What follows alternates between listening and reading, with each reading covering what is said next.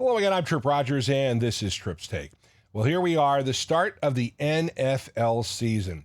A lot of people look forward to the start of the NFL season. I am one of those people too. Fantasy football. I mean, yes, let's be realistic. We've been talking about it for a while, and of course, I do the other podcast with the Hall of Famer Mike Sheck, the Fantasy Sultans.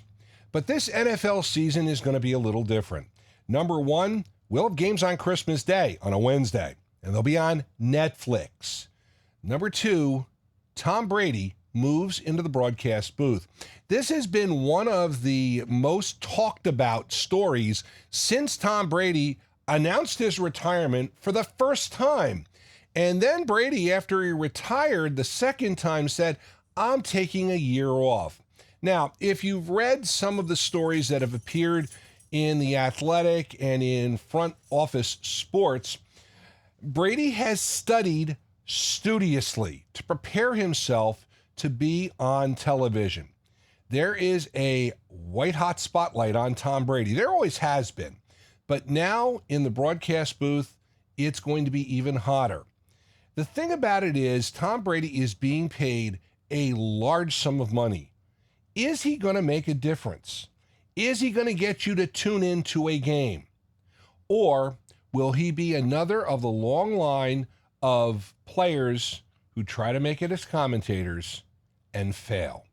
It'll be interesting to see. And of course, Brady's first season will end in a Super Bowl. He will be calling the Super Bowl this year. A lot of pressure on him. Now, I don't watch a game because of the announcers, although when my buddy Tom McCarthy does a game, I make it a point to tune in to watch because, Tom's a friend. But I don't think a commentator is going to make a big difference. You watch because of the teams. You watch because of the players. You watch because of fantasy. You don't watch because of who is commentating. And that's going to be the big key. Will Fox benefit from this association with Tom Brady? After all, Tom Brady is acknowledged to be the GOAT. He is probably the best quarterback of all time. He certainly has the most Super Bowl rings of any player. And he has proven it not on one team, but two teams. And that's the thing about Tom Brady. Do you believe he is firmly ready to move on with the next phase of his life? Or if an NFL team comes knocking on the door, will Tom Brady leave the booth and go back down on the field? That's a big question. Now, the other thing that Tom Brady has said or has tried to do, he wants to become a part owner of an NFL franchise.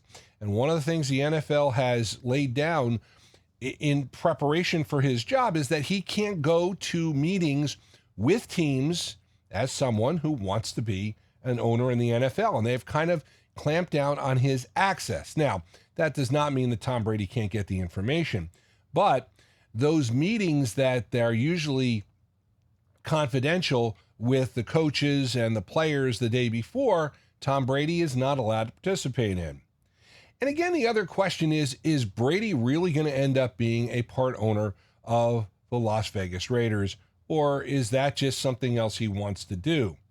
After all, Michael Jordan got involved in ownership of a sports team. He's never gotten involved in commenting on games. Magic Johnson got involved in commentary. Then he became a team owner and then went back to commentary. I mean, there's a difference here. There is a difference. So it's going to be interesting to see how this whole thing plays out. Of course, as a fan of the New York Giants, I kind of dread this season because I'm not filled with a lot of expectation. Now, do I have a lot of expectation for my fantasy football teams? Oh, yes, I do. More importantly, I want to talk about the phenomenon known as locals summer. We are now after Labor Day. And for folks who live at the Jersey Shore, as I did for many, many years, this is the time we come to cherish. It's when the crowds go away. I mean, they come back on weekends, but this is what's called local summer. The weather is still nice to be on the beach. The water is warm, and it is just lovely. Well, I'm hoping to participate in local summer because I'm heading up to New Jersey next week. And Of course, while I'm there, of course I'm going to get pizza and I'm going to get bagels and Wawa and White House subs. Oh, yeah, of course, that goes without saying. But local summer is a tradition that people look forward to. And I have to tell you, it is kind of nice to be able to go to the beach and not have to deal with the crowds. The only downside is there are no lifeguards. And you always, unfortunately, hear about people who don't know what's going on without lifeguards and end up drowning. You always hear about that, one or two every year, because they go swimming and obviously there's nobody there to take care of them. Lifeguards are very, very important. And my daughter learned how to be a lifeguard and was a lifeguard for many years, but that's something that's not there during local summer. So it is something that, you have to watch out for. Speaking of things, unfortunately, we are in a new school year, and there was a school shooting in Northwest Georgia, or in the northern part of Georgia, I should say. And I just, as a parent, and maybe as a grandparent, I just kind of wonder, why? What possesses a kid to do this?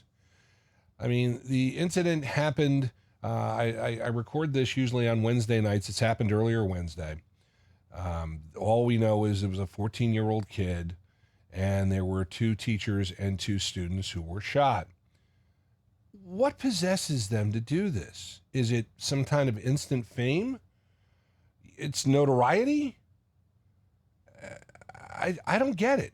I just don't get it. But unfortunately, we still have a lot of questions about this. And every time we have one of these school shootings, people say, you got to take the guns away. You got to take the guns away. Is that going to really accomplish anything? That means only criminals are going to have the guns. I'm sorry, but I'm being realistic here. Now, do I want to own a gun? No. Do I have a gun? No. Have I ever owned a gun? No. That's my choice. That's my rights, my freedoms that I enjoy here in America. There's some people who like to have guns. Okay, that's fine. But the question is, what would possess a kid to do this? And better yet, where were this kid's parents? And I know I know I'm taking a cop out here. You blame the kid's parents, but I was a parent of a child. My daughter has grown up, but I was responsible for her when she was younger. That's what parenthood's all about. When did we stop being parents? When did parenting stop being someone who showed right and wrong to their child? That's the question I would like answered. And that's going to wrap up Tripp's Take for September the 5th, 2024. Love to hear your comments and questions about Tripp's Take. Please feel free to email me, trippstake@gmail.com. If you love fantasy football, the Fantasy Sultans are back. You can catch us on Spotify for podcasters and on YouTube. Just search for the Fantasy Sultans. Also, you can hear the Fantasy Sultans every Sunday at high noon on Fox Sports New Jersey at the Jersey Shore, and also online at foxsportsradio.com. If you like the music of the 60s, 70s, and 80s, I got a radio station for you, WTRSradio.com. Thank you once again for joining me. Until next time, I'm Tripp Rogers. Make it a great one.